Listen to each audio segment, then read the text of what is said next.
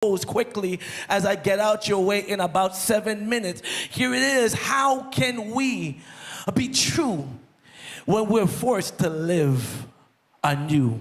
How can we be true when we are being forced to live anew? The Substance Abuse Mental Health Services Administration reveals something that I want to use right now for this moment. They talk about seclusion and restraint. At one point, seclusion and restraint were used as treatments to help those who were suffering from certain substance abuse and suffering from mental abuse. At one point, seclusion and restraint was therapeutic.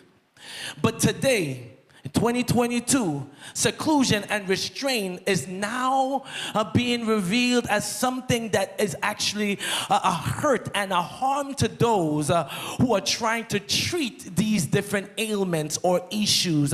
According to them, they found that these things are traumatizing practices that people who are secluding themselves and restraining themselves, or others who are secluding a set of folks and or restraining them, are now practicing the works of oppression that could traumatize and trigger people's, watch this, generational trauma that you perhaps didn't experience it, but your mamas who sung Swing Low, Sweet Chariot, perhaps they and their song comes out of your gene as a result of seclusion and restraint.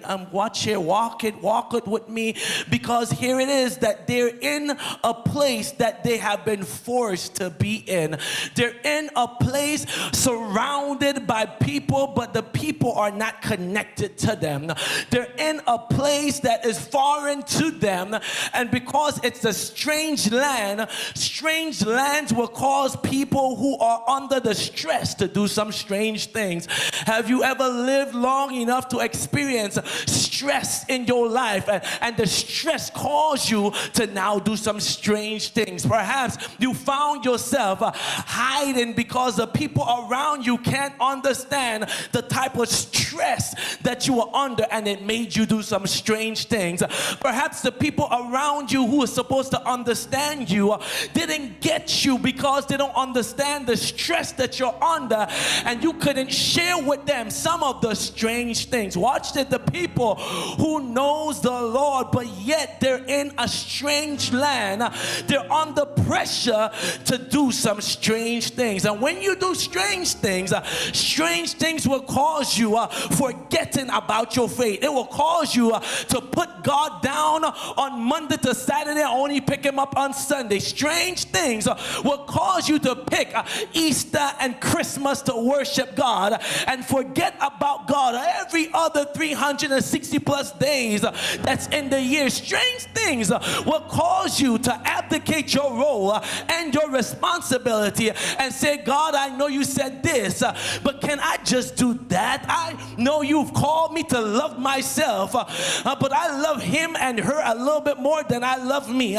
Strange things will have you substituting your self-care for the care of the whole world. But today I've come to serve notice that you're not going to do strange things in a strange land. You're not going to allow the stressors of life to cause you to back up from being a saint of the Lord. You're not going to allow people who are heckling and ridiculing you stop you from serving the Lord. You're not going to cause people to tell you to don't believe in God's promise because they have done some strange things. I've come today to tell you what the Word of God says, and it's simply like this. I'm going to give you about 3 different things quickly that they took away from them, but there's still one thing that you still have, and that one thing should be enough. The first thing they took away from them, they took away their harps. Someone say harps. According to the text, if you read all throughout this song, the song will let you know that it's on the willows in the midst thereof.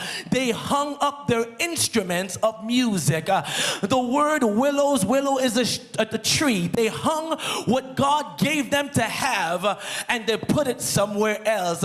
They have used what should produce fruit, my God, and they've used the instrument of God's grace in their life, and they've hung it up on that tree.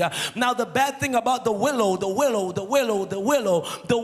is unfruitful. It does not produce food. A matter of fact, a willow is what is used in most movies when the movie has that ominous sound, when something scary is about to happen, when Freddy or Jason is about to prowl. I know we passed Halloween, but Halloween is every day in some of our lives, and we see that the willow tree will be right there